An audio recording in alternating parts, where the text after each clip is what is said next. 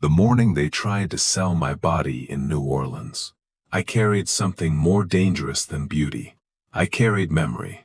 By 1851, the city had learned how to turn human suffering into a spectacle. The air near the river was always thick.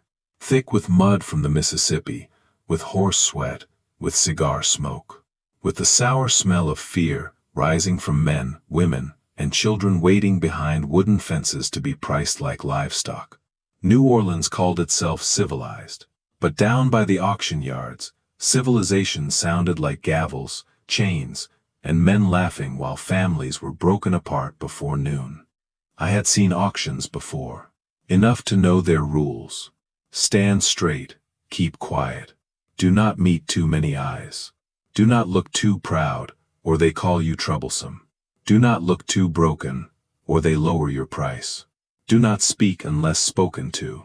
And above all, never remind the buyers that you are a person while they are trying to imagine you as property. That morning, I broke the last rule before I ever stepped onto the platform. Not with my voice. Not yet. With my face. With the way I lifted my head and let them see that I was still inside myself. That alone made some of them uneasy. My name was Celeste. I was 24 years old, though the years behind me had not been measured by birthdays.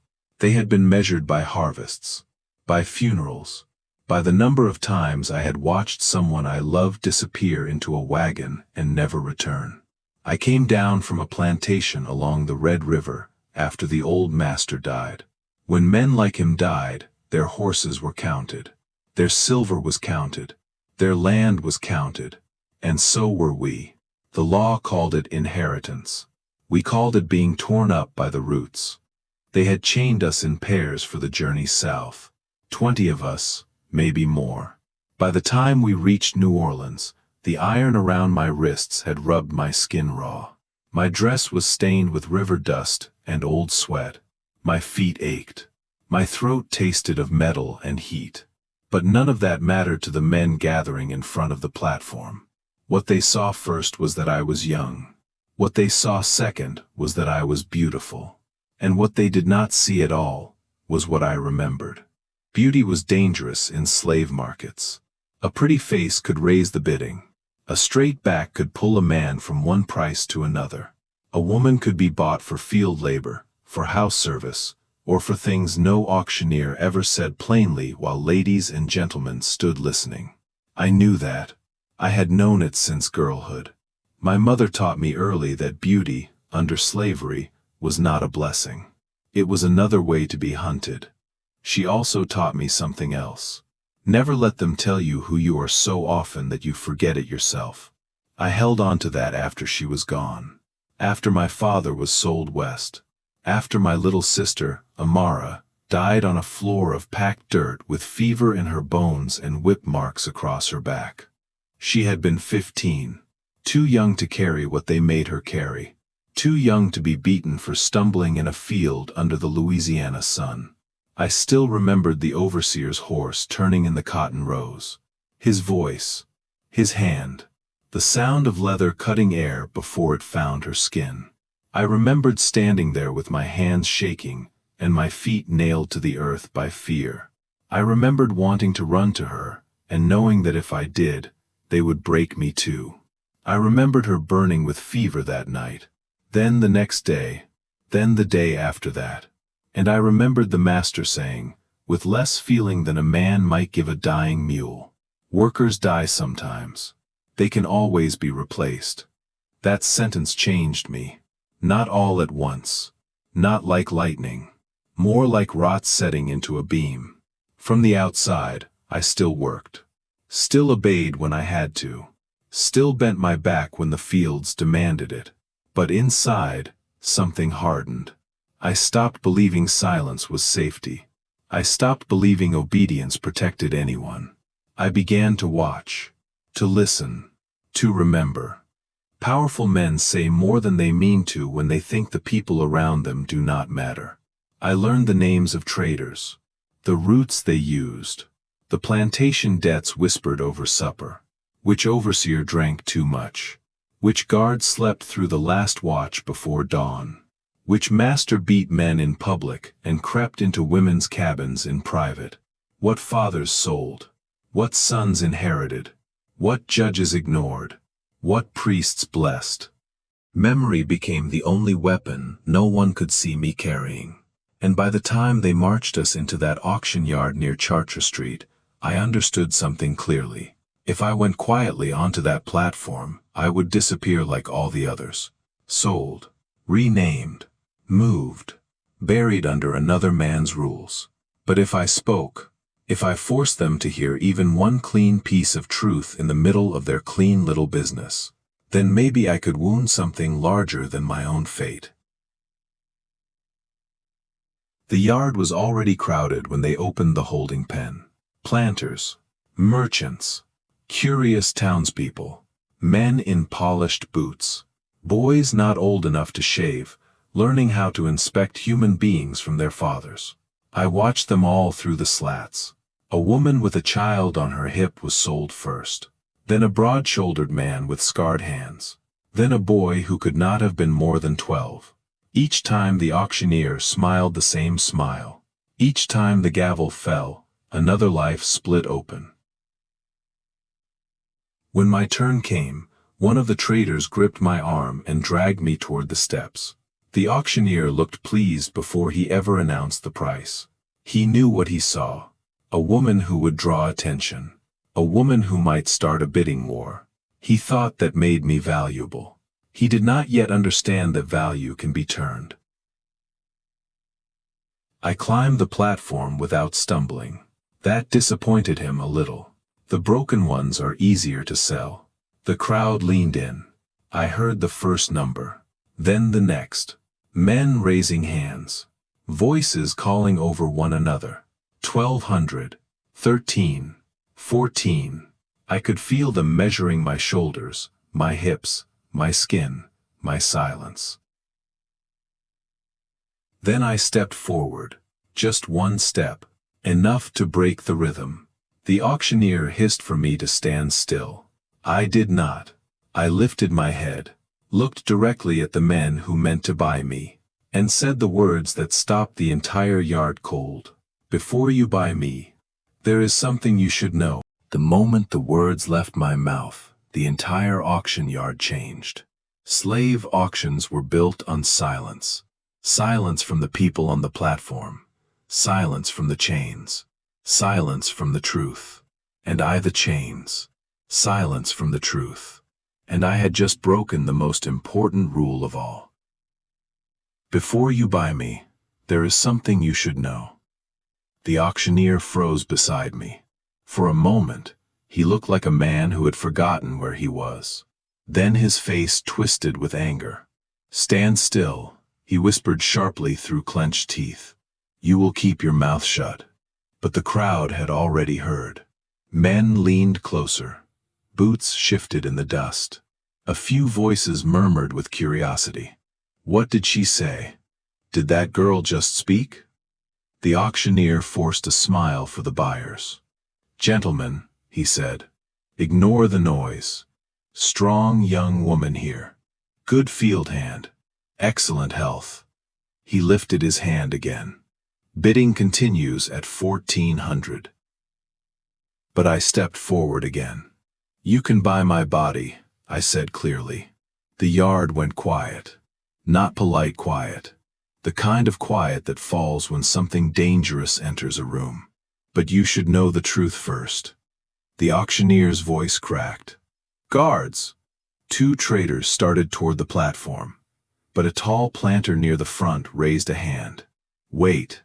The men stopped. The planter folded his arms and looked at me with a half smile. Well now, he said, this ought to be interesting. The auctioneer glared at him. Sir, this is highly irregular. The planter shrugged. So is a slave with courage. A few men chuckled nervously. The auctioneer realized something terrible in that moment. If he dragged me away now, the buyers might walk. Auctions depended on excitement. And right now, I had their attention. Fine, the auctioneer snapped. Speak if you must. But make it quick." I turned slowly, letting my eyes pass over the crowd. Men who owned plantations. Men who bought people like tools. Men who believed silence meant obedience. "My sister died because of a man like you." The laughter stopped. She was 15. She worked the cotton fields until she collapsed from the heat. The overseer said she was lazy. My voice did not shake. He beat her until she couldn't stand. A few men shifted uncomfortably. Others looked annoyed. Stories like this were not supposed to interrupt business. "She died 3 days later," I said. "In a cabin with no doctor, no medicine, no mercy." One man near the front shrugged. "That happens sometimes." The words were casual, almost bored. I looked directly at him. "Yes," I said, "it does. And my master said the same thing." I let the silence stretch before repeating his words. "Workers die sometimes. They can always be replaced." A few men nodded slightly. To them it was ordinary truth. But then I said the thing they did not want to hear. "And today you stand here with money in your pockets, ready to replace another life." The auctioneer slammed his hand against the railing. "That is enough." But the crowd was no longer watching him. They were watching me. An older man in a gray coat spoke quietly. "Let her finish." The auctioneer stared at him. "Sir, let her finish." I nodded once. "You can buy me today," I said, "but you cannot buy my silence." A few men laughed. "What are you going to do, girl?" One called out. "Talk all day?" The laughter spread, but I did not smile. "I will speak wherever you take me." The laughter faded. "I will speak about the beatings. I will speak about the children buried behind cabins. I will speak about the men who call themselves masters, but hide their cruelty when strangers are watching." Now the yard felt different. Not amused, not curious, uneasy. Because a talking slave was not the real danger. A slave who made others listen. That was trouble. The auctioneer wiped sweat from his forehead. "You are ruining your own sale," he warned. "I know." He stared at me. "You will be punished for this." "I already have been." A man near the back raised his hand. "Where did you come from?" "Red River Plantation." He nodded slowly. "I have heard of that place." "Then you know what happens there." He looked away. The auctioneer tried again. 1,500, he shouted. "Do I hear 1,500? No answer. He lowered his voice. 14? Still nothing. The men who had been raising bids minutes earlier were now whispering to each other. "A slave who talks like that. She'll poison the whole field. I don't need that kind of trouble." The tall planter who had been amused earlier studied me carefully. "You are brave," he said. I did not answer. But bravery can be stupidity. Perhaps. The auctioneer tried one last time. 1,300. A man lifted his hand slowly. 13. The auctioneer seized the moment. 1,300. Do I hear 14? The man looked at me. "You say you will cause trouble wherever you go." "Yes." "Why?" "Because silence protects cruelty." The man hesitated. "You are not afraid of punishment." "I've already seen the worst punishment there is." He held my gaze for a long moment. Then he lowered his hand. "I withdraw my bid." The auctioneer nearly choked. "You cannot withdraw a bid. Watch me." The crowd laughed quietly. The numbers never rose again. Not 14. Not 13. Not even 12. Finally, someone in the back muttered the words that sealed the sale's collapse. "I wouldn't take her for free." Nervous laughter rippled through the yard. The auctioneer's face turned red with fury. I had done something almost impossible. I had destroyed my own auction. But destroying the sale did not mean I was safe, because the traders had just lost a great deal of money. And men who lose money always look for someone to blame. The trader grabbed my arm and yanked me off the platform. "You clever little fool," he growled. "You just cost us a fortune." The crowd watched as he dragged me across the yard. "What will you do with her now?" someone asked. The trader spat into the dirt. "Maybe we ship her somewhere no one cares if she talks." Another trader leaned close to him. "Or sell her privately." The buyers began drifting away. The show was over. But as the crowd shifted, someone stepped forward. A man who had been silent the entire time. He wore a dark coat, and in his hand was a small notebook. He spoke calmly. "I would like to speak with the traders."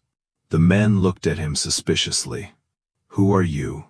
The stranger closed his notebook. "My name," he said quietly, "is Thomas Leland, and I am a journalist." The yard grew still again, because suddenly, the story I had just begun telling might travel far beyond the streets of New Orleans. The moment the stranger said the word journalist, the air inside the auction yard shifted again.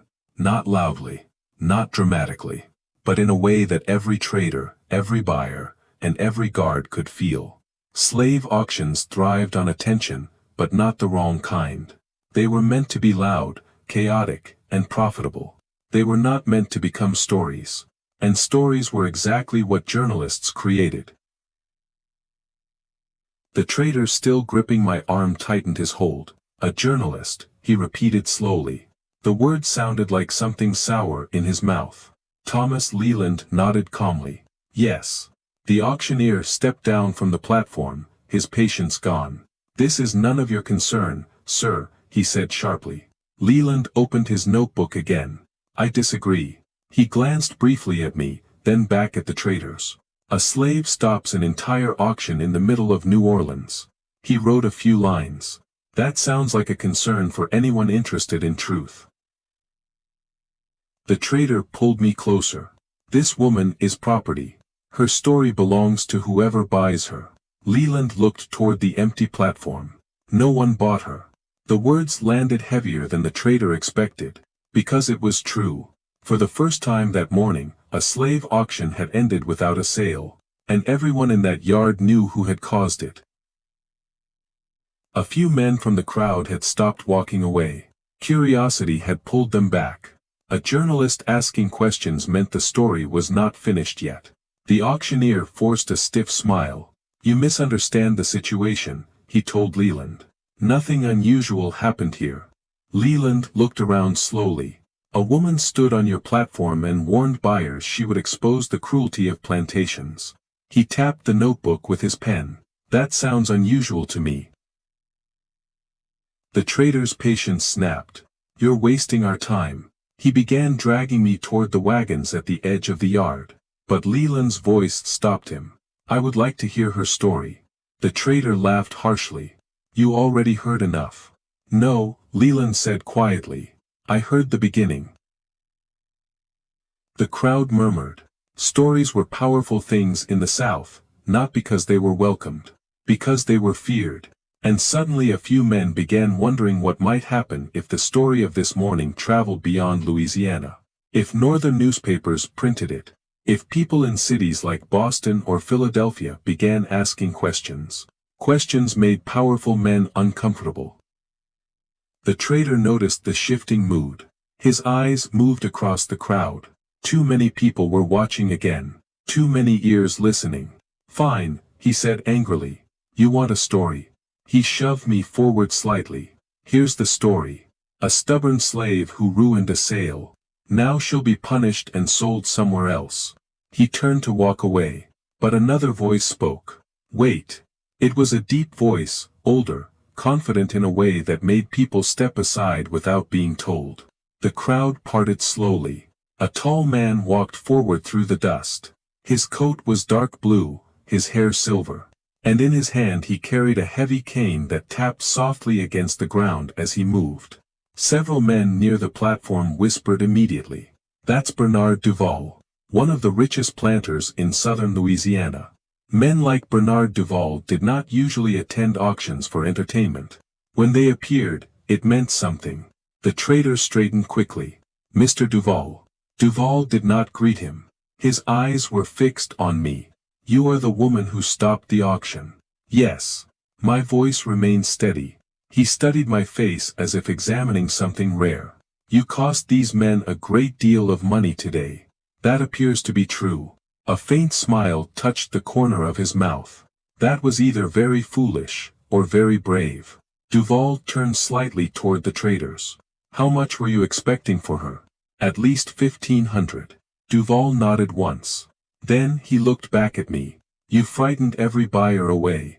I said nothing. He tapped his cane against the dirt. "I will buy her." The words moved through the crowd like a shock. The trader blinked. "For how much?" Duval reached calmly into his coat. 1,500. The trader didn't hesitate. "Sold." Just like that. No bidding. No hesitation. No questions. A life transferred in a single word. One of Duval's men stepped forward. The iron cuffs were unlocked. The key passed from one hand to another. And suddenly, I belonged to Bernard Duval. But what happened next surprised everyone. Duval turned to me. "Walk with me." He began moving away from the platform. Away from the traders. Away from the crowd. I followed. Behind us, Thomas Leland hesitated for only a moment before stepping after us. Duval glanced back. "You may come too, Mr. Journalist." We walked toward the edge of the yard where a row of old oak trees lined the street. The noise of the market faded behind us. For the first time since morning, there was quiet. Duval rested both hands on the top of his cane and looked at me again. "You caused quite a disturbance today." I waited. "Do you know why I bought you?" "Because you could." He smiled faintly. "That is true." Then his expression changed. "But that is not the real reason." He glanced toward Thomas Leland, "Because when a slave speaks like you did today, people begin asking questions." Leland closed his notebook slowly. "And questions attract attention." Duval nodded. "And attention is very inconvenient for plantation owners." I understood then. "You bought my silence." Duval shook his head. "No." He leaned slightly closer. "I bought control of the situation." The words settled heavily between us. Because men like Bernard Duval did not spend $1,500 without a reason. And whatever that reason was, I had just stepped into something far more dangerous than the auction platform I had left behind. The carriage ride out of New Orleans was long and strangely quiet. The noise of the slave market slowly faded behind us. No more shouting traders. No more clanging chains. No more wooden gavels striking the platform. Only the slow rhythm of horse hooves against the dirt road, and the sound of wheels turning toward whatever waited next. I sat across from Bernard Duval inside the carriage. My wrists were finally free of iron, but the skin was still raw where the cuffs had rubbed during the journey south. Beside him sat Thomas Leland, the journalist, his small notebook resting on his knee. For several minutes, none of us spoke. The silence felt heavy, not peaceful. The kind of silence that forms when everyone in the room knows something important is happening but no one has said it yet. Finally, Duval broke it. "You created a great deal of trouble today." His voice was calm, almost curious. I looked out the carriage window at the busy streets of New Orleans sliding past. "So, I've been told." Duval studied me carefully. "Most slaves beg to be chosen at an auction. They promise obedience. They promise loyalty. They promise silence." He leaned slightly forward. "You did the opposite." "Yes." "Why?" I answered without looking away from the window. "Because obedience did not save my sister." The carriage rocked slightly as it turned onto a wider road leading out of the city. Duval tapped his cane lightly against the floor. The girl you spoke about on the platform. Yes. What was her name? I took a slow breath. Amara. The name lingered in the air. Thomas Leland began writing again in his notebook. Duval watched him for a moment, then looked back at me. And you believe speaking about her will change something? I turned my eyes toward him. If people hear the truth, perhaps they will stop pretending they do not see what is happening. Duval smiled faintly. Not cruelly, not kindly, just thoughtfully. You have great faith in people. No, I said quietly. I have faith in truth. The carriage left the city behind. Soon the streets became open countryside. Oak trees stretched across the roadside, their branches heavy with hanging Spanish moss. Fields spread across the land as far as the eye could see. Louisiana plantation country, the heart of the system. Duval spoke again. Truth does not always change things. Sometimes truth only makes powerful men angry. I looked down at the marks on my wrists. I'm finished being afraid of angry men. For the first time since the auction, Duval seemed genuinely interested. You are fearless. No. I shook my head. I've simply seen what fear does. The carriage rolled forward for nearly an hour before the land began to change again. Fields appeared on both sides of the road. Rows of sugar cane rising tall and green beneath the sun. And in the distance, a massive white house with tall columns and wide balconies. Duval's plantation. Behind the house stretched dozens of wooden cabins. Smoke drifted from cooking fires. And far out in the fields, small figures moved slowly between the rows under the watch of men on horseback. The carriage stopped in front of the house. A servant hurried down the steps. Mr. Duval, welcome back. Duval stepped out slowly, leaning on his cane. Thank you, Samuel. I followed him onto the gravel drive. For a moment, I simply looked around. The enormous house. The endless fields. The cabins where hundreds of enslaved people lived. This place was not just a plantation. It was a small kingdom built on forced labor. And now, I belonged to it. Thomas Leland stepped down behind me. Duval glanced toward him. You are welcome to stay the evening, Mr. Leland. I suspect you want to see what happens next. Leland nodded. Very much. Before anyone could move toward the house, a man on horseback rode quickly toward us from the fields. He wore a dark hat and carried a long whip at his side. The overseer. The horse stopped a few feet from Duval. Sir. Mr. Carter, Duval replied. Carter's eyes moved toward me. New purchase? Yes. The overseer looked me over the way traders always did, measuring muscle, calculating labor. Field worker? He asked. Possibly. Carter shrugged. We can always use another strong back in the cane fields. I watched him carefully. Men like Carter were everywhere in the South. The same hard face, the same cold eyes. The same belief that control came from fear. Duval noticed the look between us. Mr. Carter runs the fields here, he explained. Carter tipped his hat slightly toward me. You'll learn the rules quickly enough. I said nothing. Duval turned back to Carter. Not today. Carter frowned. Sir, this one is different. The overseer looked confused. How so? Duval smiled faintly. She stopped an entire slave auction this morning. Carter blinked. Did she? Yes. Carter chuckled under his breath. That sounds like trouble. Duval nodded. Yes. It does. The overseer shifted in his saddle. What would you like done with her? Duval thought for a moment. For now, nothing. Carter looked even more confused. Sir? She will stay near the house for a few days. Carter's expression tightened. That may not be wise. The other slaves might see that as special treatment. Duval's voice sharpened instantly. I did not ask for your opinion. The overseer lowered his head slightly. Of course, sir. He turned his horse and rode back toward the fields.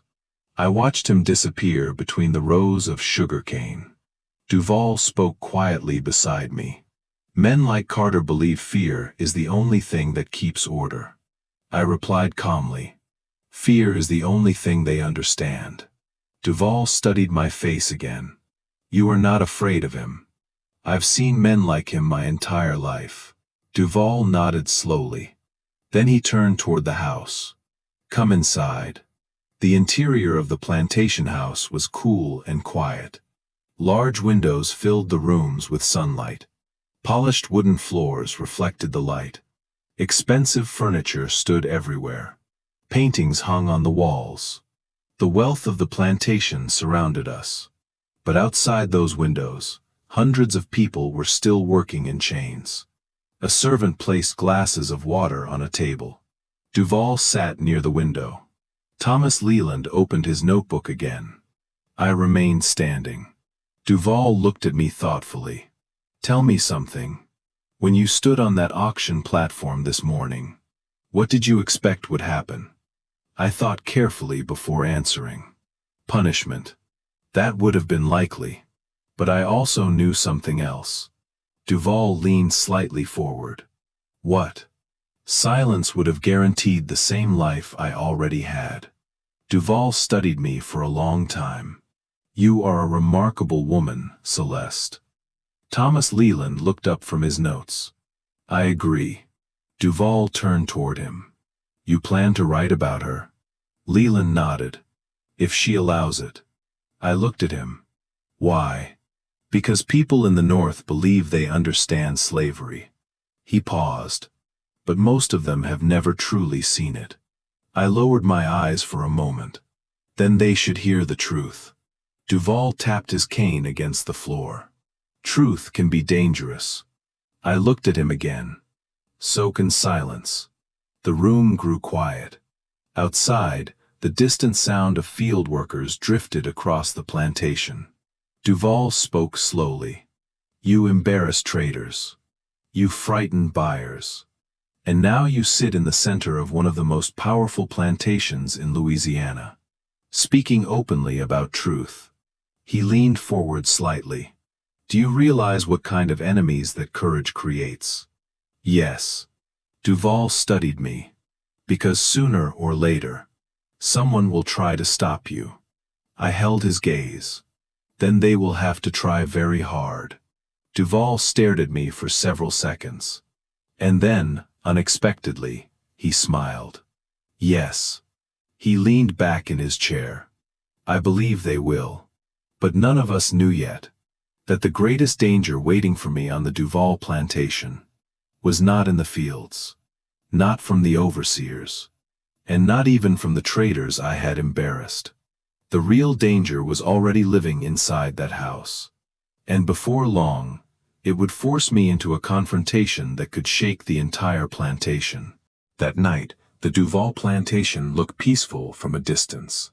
The moon hung low over the cane fields. A warm Louisiana wind moved slowly through the trees. From the balcony of the large white house, the land stretched wide and silent under the pale light. But beneath that silence, hundreds of people were still living the same life they had lived the day before. Still waking before sunrise, still working until their bodies collapsed. Still answering to the crack of a whip. Freedom had not reached this place, not yet. I stood near the window of the small room they had given me inside the house. A strange place for someone like me. Most enslaved workers slept in the cabins beyond the fields. But Bernard Duval had kept me near the house, watching, thinking, waiting. Somewhere outside, I could hear quiet voices drifting from the quarters. Low conversations carried on the night air, people speaking carefully. Because on plantations, even whispers could be dangerous. A soft knock sounded on the door. Before I could answer, it opened slowly. Thomas Leland stepped inside. The journalist still carried his notebook. He looked around the room briefly, then closed the door behind him. I hope I'm not disturbing you. You're not. He hesitated for a moment. Mr. Duval has retired for the night. I nodded. The house had grown quiet after supper. Servants had disappeared into the back corridors. Lanterns burned low in the hallways. For a plantation that controlled hundreds of lives, the house itself felt strangely empty. Leland leaned against the wall. I wanted to ask you something. What? He opened his notebook. When you stood on that auction platform today, did you believe anyone would help you? I thought about the question, then shook my head. No. Then why speak? Because silence would have changed nothing. Leland watched me carefully. Most people in chains learn to survive by staying quiet. Yes, but you didn't. I met his eyes. My sister stayed quiet. The room fell silent again. He slowly wrote a few words. Do you know what will happen if I publish your story? What? It will anger many powerful men. That seems to happen often when truth appears. Leland almost smiled. You understand the danger. I've lived with danger my entire life. He closed the notebook. People in the North believe slavery is cruel, but many of them cannot imagine what it truly looks like. Stories change that. Stories make people see. I looked out the window toward the dark fields. Then tell it. Leland studied me for a moment. You're not afraid of what might follow. Fear is what built this system, and silence is what keeps it standing. Before he could answer, footsteps echoed faintly in the hallway. Heavy, slow, deliberate. Leland turned toward the door. A second later it opened. Bernard Duval stepped inside. He looked from Leland, to me, to the notebook in the journalist's hand. You work late, Mr. Leland. Leland remained calm. Stories rarely follow a schedule. Duval walked slowly across the room, leaning on his cane. The story you are writing tonight could cause trouble. Truth often does. Duval nodded slightly. Yes. Then he looked directly at me. Tell me something, Celeste. I waited. Do you believe words can change the world? I thought of my sister lying on that cabin floor. Of the overseer who never feared consequences. Of the buyers laughing on the auction block. Yes, I said quietly. Sometimes one voice is enough to start a crack. Duval's expression grew thoughtful. And what happens when the crack spreads? The system breaks. For a moment the room was perfectly still. Then Duval let out a slow breath. You are a dangerous woman, only to dangerous systems. He studied me again. And for the first time since the auction, something in his expression changed. Not anger, not fear, recognition. Because he understood something few men like him ever admitted. If one enslaved woman could stand on an auction block and destroy a sale with nothing but words, then perhaps the system he had spent his life defending was not as unbreakable as it seemed. Duval turned toward the door. You may stay the night, Mr. Leland. Tomorrow we will decide what happens next. He paused before leaving. But understand this. If this story spreads, the South will not forgive it. Leland answered calmly. History rarely asks permission. Duval left the room without another word. The door closed softly behind him. Leland looked at me again. You realize something. What? Today you stopped a slave auction. But tomorrow, your story might travel across an entire country.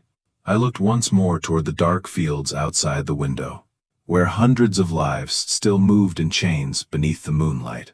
Then tomorrow, I said quietly, we keep speaking.